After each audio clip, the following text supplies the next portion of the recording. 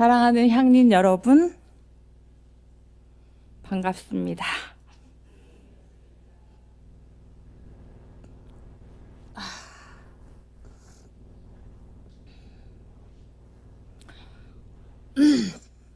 2014년 제가 7월 20일 향린에 띄우는 연설을 들고 이 자리에 섰던 기억이 납니다.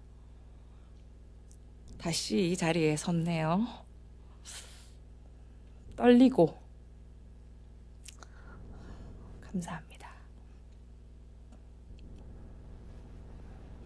저는 2006년 새신자로 향린에 왔습니다. 그때 함께 교육받았던 새신자반 동기분들 지금도 계신데요. 어수남 집사님, 서영식 집사님.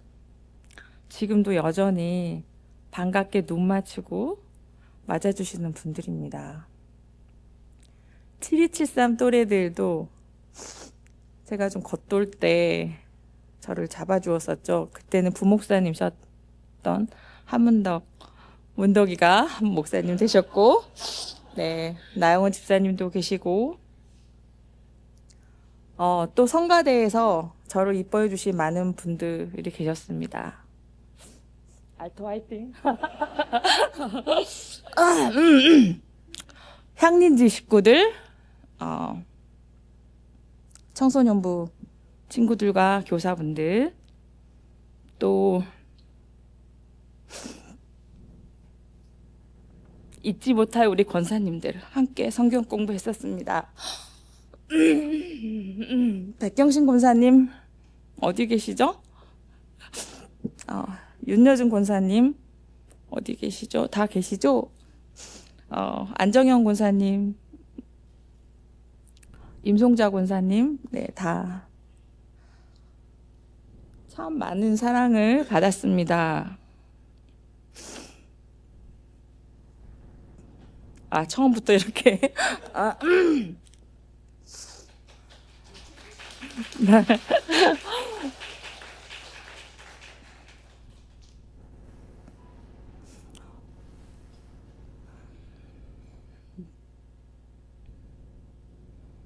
말로 다 할 수 없을 만큼 큰 은혜였습니다. 오늘은 그 이후 더 받은 향린의 은혜에 대한 개인적인 이야기로 시작하려고 합니다. 새신자 교육 때 안병우 박사님의 역사와 해석을 읽다가 신학 공부를 결심했고 다니던 출판사를 그만두고 유학을 떠났습니다. 결혼을 했고 늦은 나이에 아이를 낳았고 쉽지 않은 과정이었습니다. 출산 직후에 임신 중독증이 와서 중환자실에 있었는데 먹을 것이 없더라고요. 며칠 중환자실에 있다 보니까 이제 아이스박스에 얼려온 미역국이 이제 다 상한 거예요. 이제 며칠 있다가 차에 가보니까 먹지 못하게 되었습니다. 다행히 살아서 집에 돌아왔지만 몸은 여전히 좋지 않았고 남편과 저는 작은 아이를 데리고 하루하루 정말 쩔쩔매면서 지냈습니다.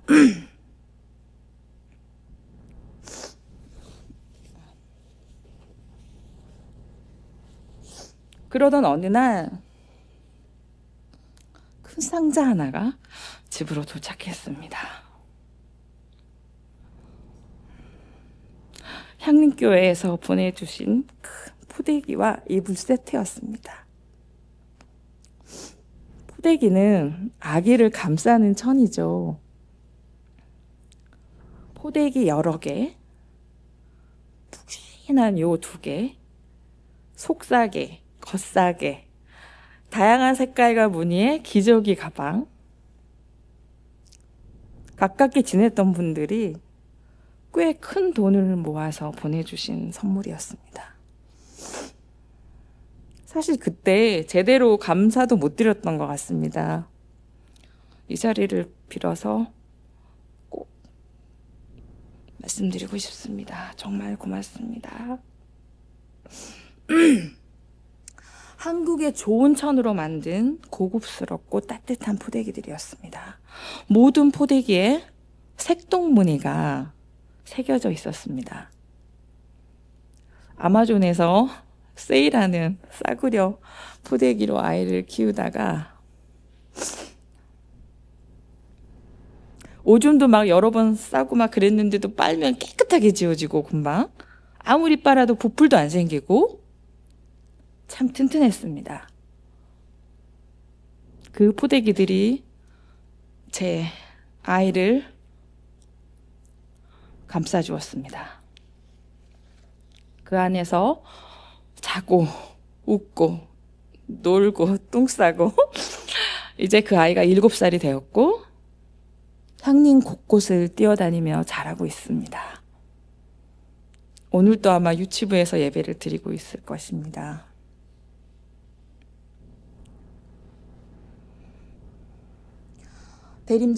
대림절은 성탄절을 기다리는 사주간의 시간입니다. 세상의 어둠 속에서도 하나님의 빛과 구원을 기다리며 촛불을 하나씩 밝히는 시간이죠. 그런데 이 기다림의 시간 속에는 우리의 지난 삶과 믿음을 돌아보며 영적으로 준비하는 과정이 포함됩니다. 오늘 저는 이 기다림 앞에서 한 가지 질문을 드리고 싶습니다. 우리는 삶이 힘들 때 흔히 어떻게 잘 버틸까를 고민합니다. 어떻게 더 버틸까? 하지만 오늘 우리가 던질 질문은 다릅니다. 한때 과학은 인간이 성장하면 신경세포가 더 이상 만들어지지 않고 줄어들기만 한다고 생각했습니다.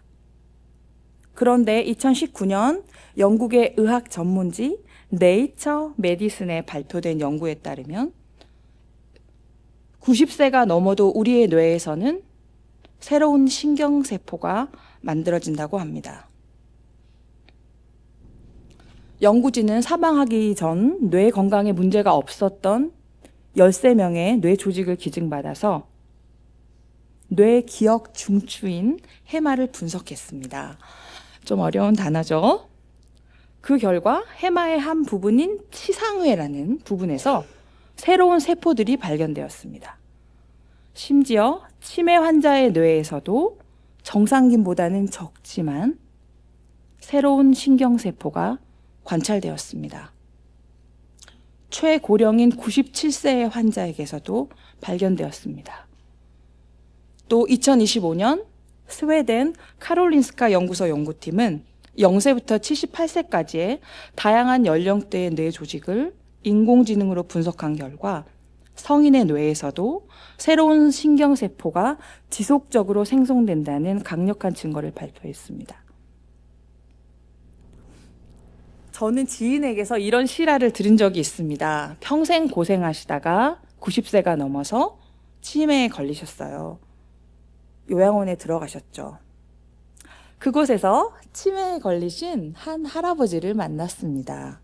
근데 그 할아버지가 이 할머니에게 반했던 거예요.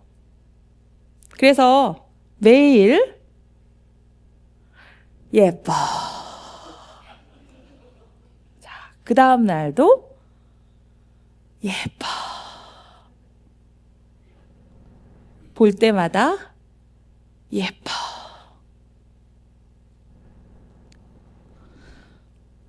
어떤 변화가 일어났을까요?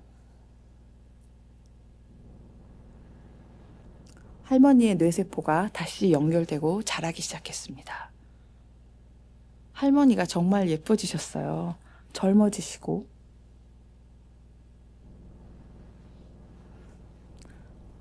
사랑하는 향린 여러분, 여러분이 붙들고 있는 것, 지금 의지하고 있는 것이 여러분의 세포를 살리고 있을까요?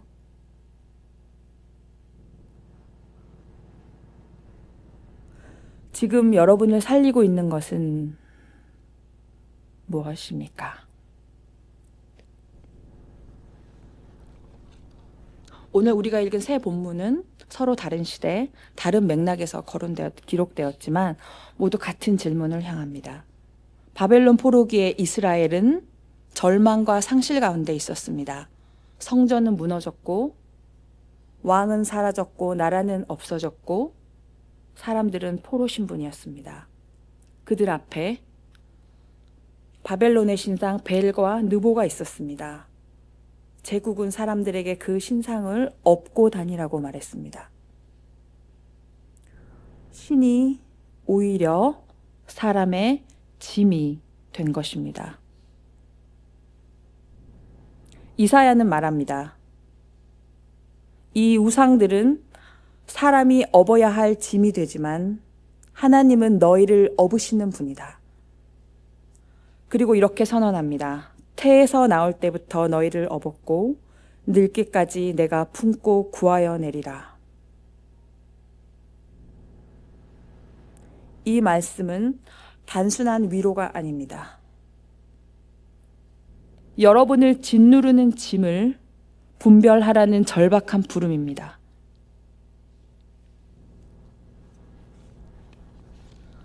바울은 말합니다. 두려움에 빠뜨리는 종살이의 영을 받은 것이 아니라 하나님의 자녀로 삼으시는 영을 받았습니다. 그래서 우리는 그 영으로 하나님을 아빠, 아버지라고 부릅니다. 당시 로마에 살던 그리스도인들은 사회적으로 소외되고 제국의 감시 아래 있었고 유대인과 이방인 사이에 갈등을 겪고 있었습니다. 불안정한 지위에 있었고 타인의 시선을 늘 의식해야 했습니다. 그들에게는 생명의 권리가 없었습니다. 신앙이 오히려 두려움의 근원이 되기도 했습니다. 바울은 말합니다. 해야 한다. 부족하다. 벌 받을 것이다. 라는 내면의 목소리는 바로 종의 영, 두려움의 영이라고 말이죠. 이 영에 붙잡힐 때 우리는 살아있는 것 같지만 실제로는 붙잡혀 있는 상태입니다. 하지만 자녀의 영은 다릅니다. 하나님을 아빠, 아버지라고 부르는 친밀함, 벌이 아닌 사랑의 관계, 자유와 생명으로 이어지는 관계, 우리의 숨을 열어줍니다. 바울은 묻습니다. 지금 너를 움직이는 힘은 두려움인지 아니면 생명인지. 예수께서는 말씀하십니다. 삭구는 양을 버리고 달아나지만 선한 목자는 생명을 걸고 지킨다. 삭구는 목자처럼 보이지만 사실은 자신의 이익으로 움직이는 사람입니다. 위험하면 도망치고 공동체보다 자기 보전이 우선입니다. 양의 생명에 무관심합니다. 하지만 선한 목자는 양을 위해 목숨까지 내어놓습니다. 우리 삶에도 나를 살리는 관계, 나를 소모시키는 관계가 있습니다. 세 본문이 함께 우리에게 묻습니다. 무엇이 너를 짓누르고 있는가? 무엇이 너를 두렵게 하는가? 누가 너를 업고 누가 너를 버리는가? 무엇이 너를 살리고 있는가? 다시 포대기를 생각합니다. 사실 제가 여러분께 보여드리려고 포대기를 가져왔습니다. 저희 아이가 자란 포대기인데 그 중에 하나죠. 이렇게 있고요. 여기 이제 보시면 이 색동 무늬가 이렇게 들어가 있죠. 참 튼튼한 2중 3중으로 되는 참 좋은 포대기예요. 향린이 저에게 보내주셨던 바로 이 포대기입니다. 제 아이를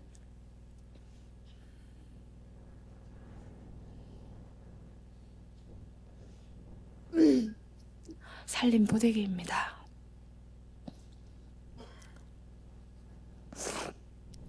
사실 2세 정도는 더 키울 수 있을 것 같기도 합니다.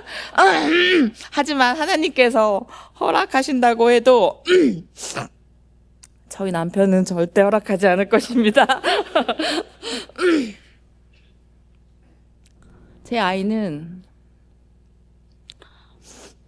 향린의 포대기에 감싸여 생명을 틔웠습니다. 열도 나고 배탈도 나고 밤새 울기도 했지만 하루하루 자랐고 지금도 자라고 있습니다.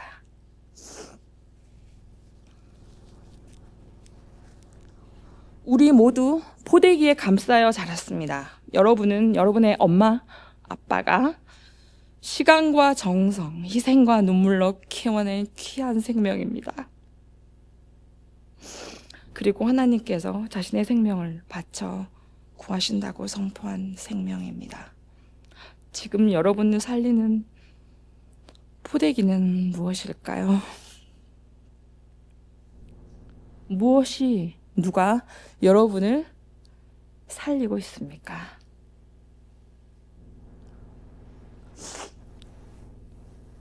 우리는 우선 멈추어 서서 분별해야 합니다. 나를 살리는 그것에 어떻게 집중하고 내 삶을 바꿔나갈 것인가? 그것을 위한 구체적인 전략과 계획은 무엇인가는 그 다음 문제입니다. 아마도 나를 살리는 것은 친구의 격려, 무심한 위로, 맛있는 음식, 퇴근 후 한 잔, 아침 햇살일 수도 있습니다. 계속 질문하십시오. 진지하게, 정직하게, 내면 깊숙한 곳으로 들어가 반드시 찾아내셔야 합니다.